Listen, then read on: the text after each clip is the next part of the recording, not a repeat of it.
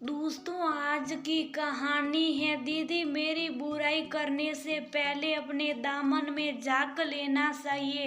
दोस्तों, कहानी शुरू करने से पहले अगर आपने चैनल को सब्सक्राइब नहीं किया हो तो कर लीजिए ताकि आपके पास पहुंच सके हर नया वीडियो।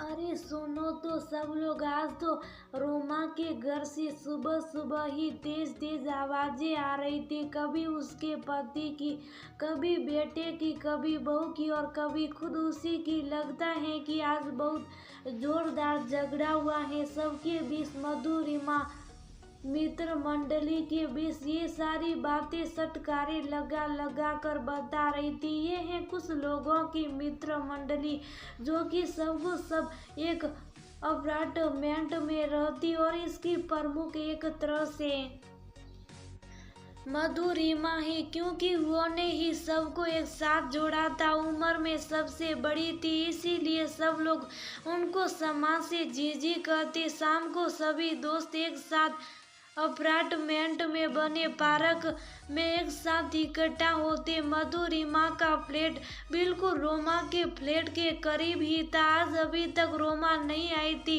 और मधुरिमा को मित्र मंडली के बीच में सटकारे लगाने का मौका मिल गया।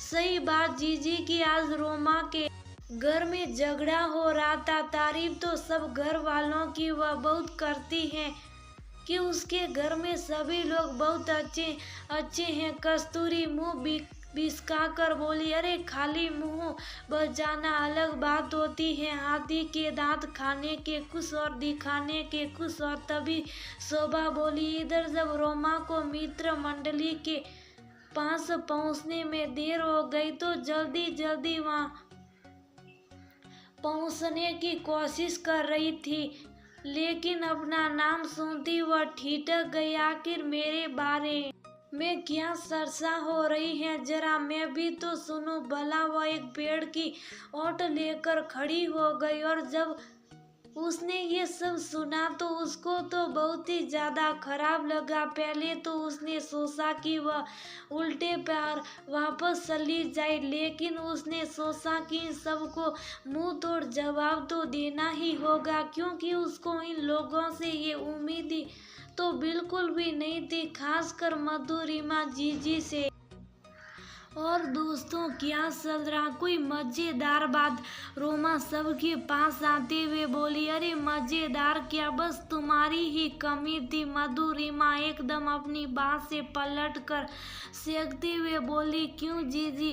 अभी थोड़ी देर पहले तो मेरे घर परिवार की बातों को खूब सटकारे लगा कर सुनाया जा रहा था। अब तो मधुरिमा का चेहरा एकदम से फक पड़ गया। उसे तो बिल्कुल भी उम्मीद नहीं थी कि उसकी बातों को रोमा ने सुन लिया होगा। अरे वह तो तुम्हारे नाम को लेकर मस्ती हो रही थी कि आज रोमा मैम साहब कहाँ रह गई। मधुरिमा बात को बनाते हुए बोली, जीजी झूठ मत बोलिए, आपका चेहरा सच्चाई छुपा नहीं पा रहा। मैंने आप लोगों की सारी बात सुन ली। माना कि आज मेरे घर पर सबके बीच थोड़ी कहां सुनी और बहस हो गई तो क्या आप सब उसका मजाक बनाएगी? ये तो हर घर की कहानी है।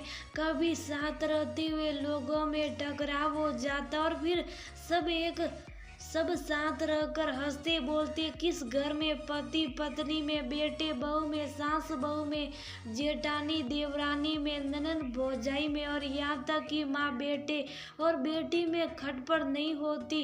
अरे जहाँ चार बर्तन होते तो खटकते भी हैं और फिर प्यार से थाली में एक साथ सज जाते। आप लोग भी सब बहू बेटे वाले तो आप लोग अपने दिल पर हाथ रख कर कहिएगा कि आप लोगों के घर कभी भी आपस में टकराव नहीं होता। और मधुरिमा जीजी, आप भी जरा बताइए, आपके घर से भी तो हमें कभी कभी आवाजें सुनाई पड़ती हैं, लेकिन मैंने कभी उन बातों को चर्चा का विषय नहीं बताया। रोमा बोलते बोलते हाँफने से लगी। अब तो सबके ही चेहरे फीके पड़ गए, क्योंकि रोमा भी ने गलत नहीं कर रही थी। हर परिवार में कभी ना कभी कहासुनी और टकराव तो होता ही है।